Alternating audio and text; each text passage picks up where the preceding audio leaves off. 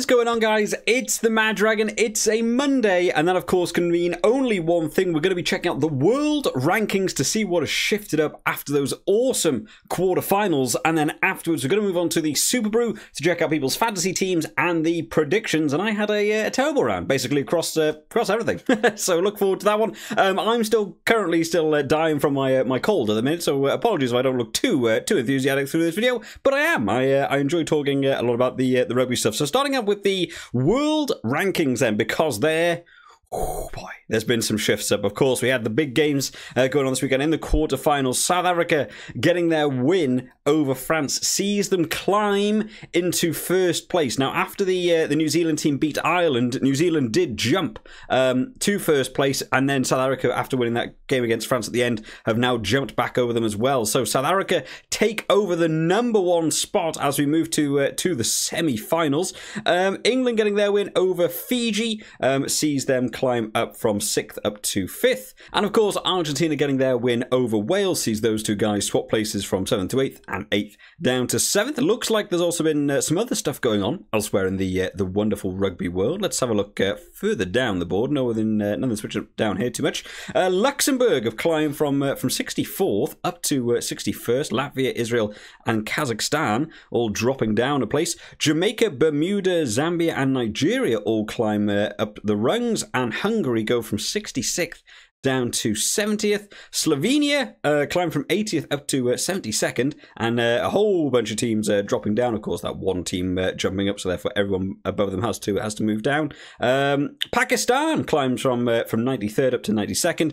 Bosnia dropping down into that the 93rd spot. Nepal climbed from 98th up to 94th. Man, there's been a lot of switching going on in these other games. Looking forward to see a bit more of some of these teams. I mean, think about how much we've enjoyed watching some of the teams we don't get to see televised over here in the UK over the course of this World Cup. Teams like Portugal coming in, Uruguay have had an awesome tournament as well. I'd like to see more of these teams play. But of course, the big talking points: South Africa, current champions, on to the semi-finals up against England, who they beat in the finals to win the last tournament, have now moved up into that first place. New Zealand just about pipping Ireland in terms of the point scoring there, but of course Ireland out of the World Cup now. There's a chance that New Zealand go on to face South Africa in that World Cup final, and that will probably be the determination of which team comes out as the world #1. Moving on to the Superbru then. The predictor this week, tough, man. All 4 games, realistically could have gone either way. There was some I felt more confident in than others, but man, that New Zealand-Ireland game and the South Africa-France game, we knew it was going to go either way. Nobody getting the Grand Slam bonus point this week across the board, but a lot of you guys getting good in terms of the old picks and what have you. In terms of the first game then, Wales-Argentina, this was the game I felt most confident in calling. I genuinely thought Wales would have a good crack at this one. Argentina didn't look like they'd done enormously well over the tournament. Argentina's best game of the tournament for me. I thought they absolutely came out for that one. For Wales, though, I don't even think close to their best game. So we'll have a look at how everyone got on. A lot of people are picking Wales. Where you wanted to be was Argentina. Pretty split board. A lot of you guys sharing that half bonus point. But where you wanted to be, one of you taking the one there saying Argentina by 10, getting the 1.5 win points now. Interesting. They've increased the score now because there's only 4 games, and probably do more over the semi-finals and what have you. So you get even more for winning one. Wish I'd known that. Looks like you guys are about to start jumping way ahead. You get the half bonus win and that 1 extra point as well. What was the final score by the end? I completely forgot. It was Argentina by 12, so you're only 2 away, but you were close enough to get the bonus point. Ireland versus New Zealand. New Zealand taking this one by 4. Again, I said by 6, and I would have just picked 6 either way. I was trying to play tactically. I ended up backing Ireland. Was the wrong way to go. A lot of people backing Ireland. Let's see who backed New Zealand. Here you wanted to be, down here you guys splitting that bonus point between you. John Roy, Etai and Sambuca, all of you 3 guys picking New Zealand by 4. Congratulations to you guys. How far down did it go? People all the way out there, Dojoba thought maybe big win for New Zealand. I thought it'd be within one score either way, but you three splitting the bonus point there. Congratulations to you guys. England versus Fiji. I said England by 9. England took it by 6, so I actually got my my half bonus point in this one, as I imagine a few people did. Yeah, a lot of people sharing the half bonus point there. Wow, a lot of people getting this bang on. A's and Matt, bonjour. England, no chance of winning, but yet you backed England. Your name doesn't correspond to your choices. Mystic Tom, Chicino, my boyfriend when we do this, Temp Shoulders, Ollie and Pedri, all of you guys getting it bang on. So splitting that bonus point by 0.25. But again, those win points now being 1.5 feels like a lot. Bears game, and they're just missing out, mate. Very, very close. Anyone back Fiji? A few people back Fiji. I did see a lot of talk on the online spaces. People thought Fiji were really in for a good shot with this one. I felt like England would just do the kicking game and it would be a bit too much. But yeah, Fiji definitely had a big fight back towards the end of that one. And then finally, France versus South Africa. South Africa taking this one by 1 point. Man, what an awesome game this one was to watch. Again, I did the same thing as the Ireland game. I picked a team and said by 6, thinking it's going to be by 1 score either way, and that sort of covered the game. Yeah, my tactics not working completely well for me. Some of you guys picked France by such a low margin that you actually got the point for the South Africa score, though. So congratulations to you guys. Where you wanted to be here, the rugby veterinarian going in alongside David Wakefield. A long-term supporter of the channel is David Wakefield, and getting it bang on this week with the 1 point, half a point split between the both of you. How big did this one go out to? I did see a lot of people very confident in South Africa. Yeah, a few people went out there well into the double figures, and the way that first half was going. Yeah, absolutely could have been some monster scores. So in terms of the round itself, then I mean, there's some names we said along the way. The Rugby Veterinarian taking this round on 8 points joint with one of you. That TDM just separating you guys 19 compared to 21. Very, very close at the top. Ricky Lou comes in 3rd place on 7.5. Etai on 7.33. Andre and Massakind, who people said I pronounced that completely wrong in the comments last time I said it, and I'm going to still pronounce it wrong. Don't you give me names I can't pronounce, I'm going to do them all wrong, guys. You have to get used to it. David Wakefield coming in on 6.5, Sambuca on 6.33, Ash, SVA, and Bowie, and Do You Like Curry all coming in there on the 6 points to finish out our top 10 for the week. We'll have a scroll down so everyone can see their names. I don't think I've got anything. What did I get? Like 2 points? There's me. Yeah, I got 2 points. There we go. That's pretty low. I had a very bad round in this one. We'll keep scrolling down so everyone can see their name. Quickly go onto page 2. A lot of people not getting their picks in this week. Even some people that have been competitive in the past rounds of not getting their picks in this week. Over to the leaderboard then. Tha11 climbs up 6 places into 1st place, right into the semi-finals. It is chopping and changing constantly on 51 points. Chicino climbs 4 places into 2nd place on 49.75, about 0.2 ahead of Big Brain, who's down in 3rd place. Alex M drops 3 places after being in the lead last week. Drops down to 4th on 49 points. Look how close that all is, though, man. There's all of these points are only like 1 or 2 points away from each other. CS32 and Milan both climbing up. Yippee Trier, unfortunately dropping down 5. Constant Jet and the Rugby Veterinarian. What a way to storm into the top 10, up 33 places. And then sealing us out in 10th place. Aza Matt dropping down 5 this week. Not your round for you, this one, Aza, down into that 10th spot. Joint, to be fair, though, on overall points with Just Gaz. But again, that TDM separating out you guys. There's some big switches row as well. Ricky Lou, Sambuca, you guys, man, that 1.5 bonus points is going to be really, really, big in terms of the rest of this tournament. I think, look how many places people are climbing. Temp Shoulders up 37, one of you up 51, Etai up 44, Do You Like Curry up 29, Andre up 39. Oh my goodness, there's some big switches. Big Brain Kian dropping down 12, unfortunate for you, Kian. Villa Farrell's dropped down 16, which means I'm probably going to be alongside him. Me and Villa Farrell are always very similar in these picks. There's me. I've dropped down 18. I'm just trying to finish in the top 50 at this point. It's not going well for me. We'll keep scrolling down. This was a hard round to get those predictions bang on, I think. We'll have a little bit of a scroll down so everyone can see their name as we get down to towards the bottom there. Where of course, people's not got all the picks in. But congratulations to all you guys getting it bang on this week. Congratulations to Tha11 taking that top spot, only 2 rounds away from being able to take the title. Now maybe got a bit of a buffer, 1.25. It's a decent buffer compared to what, 1.25 elsewhere is like 2nd through 8th.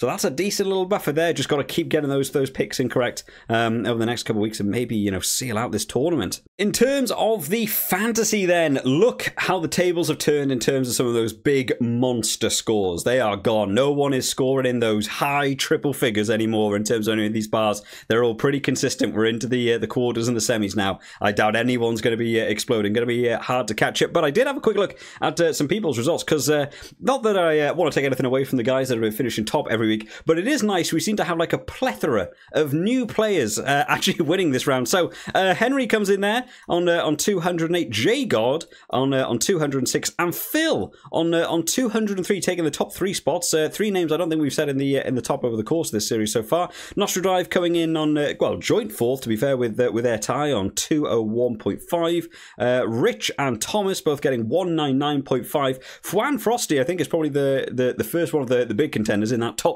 you know, 10 in the world sort of competition areas. Got in there on 8th place this round. A lot of people struggling to get those correct picks in on this one on 198. Superbru too much on 197.5, and then Bears Gamer and JC Rugby to finish us out on the 197 points for the top 10.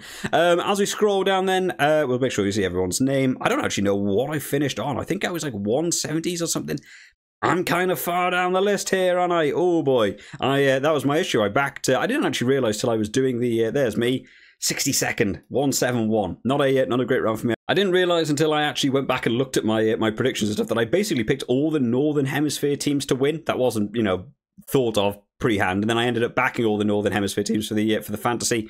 Came back to bite me, and then unfortunately Mo down there finishing on 153. I mean, it's still pretty close. There's only like 50 points between first and 100th in this round. Kind of absolutely mad for us. In terms of the team of the week, then, who were the players that you wanted in your props department? Of course, Cyril by 14.5, an absolutely monster score for a prop, and then Gomez Cordella from Argentina scored you 12. So you had both of them. Could have finished on 26.5 was the highest one you could have finished on. I don't think anyone in the top 10 got 26 in the blue marker. In your hooker position, Marvaca on 21. Quite a few people at the top. And they got Marvac had an awesome game for France. In your lock departments, Itoje on 23.5 and Lavanini on 12. So those Argentinian forwards were something to maybe keep a bit of an eye on. I didn't go down that route. In terms of your back row in the red bar, Ardi Sarvea on 20.5, Ben Earl on 21.5, who I did have was actually the best back row of the round, and then finally Facundo Issa scored you 18 in that back row position. The scrum half, what a weird one. Thomas Williams from the bench, 10.5. Scrum halves did not perform well there. There is a 17 point there, and I think that's making someone a captain to double up to that one. Yeah, Thomas Williams from the bench is where you needed to go for this one. Took me by surprise. Your fly halves, in terms of your fly half performing well in the purple bar, was Richie Mwanga. Was 16.5, which a couple of people got. If you're talking about adding your fly half as a kicker, it went to Owen Farrell, who scored 29.5. Getting those kicks over, all important this round. In terms of your centres then, Bundyaki scored you 17, and then Geordie Barrett would have scored you 15. So you had to go for players from opposite teams in the same game. Kind of mad.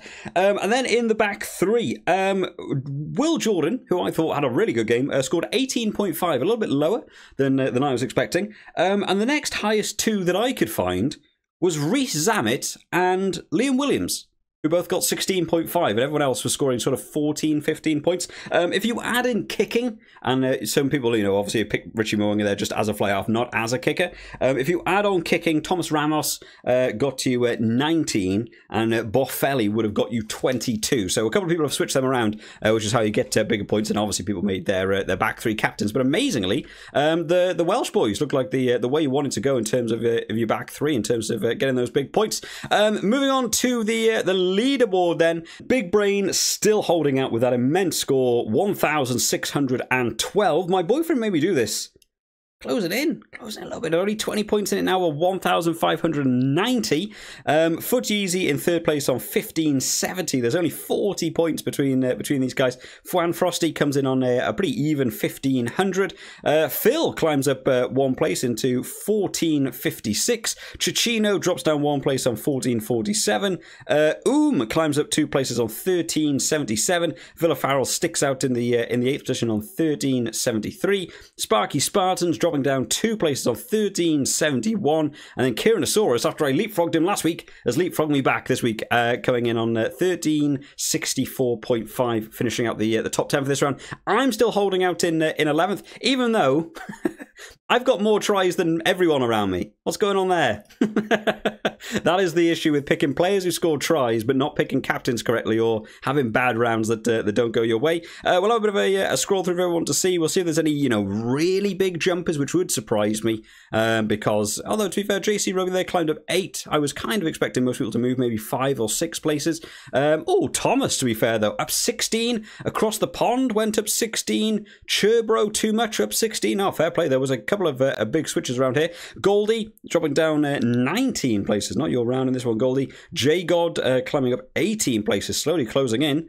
On that top 10, to be fair, I mean, the amount of points is actually not crazy that much, but it's getting harder as we're going on through this tournament, because now most people are going to be picking relatively similar players across the semi-final and the final as well. As we scroll down to the bottom here, down to that 130, everyone joined there on 0 points, not getting their picks in and what have you. But congratulations to Henry on taking the round, and Big Brain for still holding up that number 1 spot. Let's quickly see how our guys are getting on in terms of the world rankings. Oh, Tom Lee has jumped over Big Brain, dropping down one place. There's still only 40 points between you guys and Ray Finkel in that number 1 spot. I still want to know what Ray Finkel's teams are.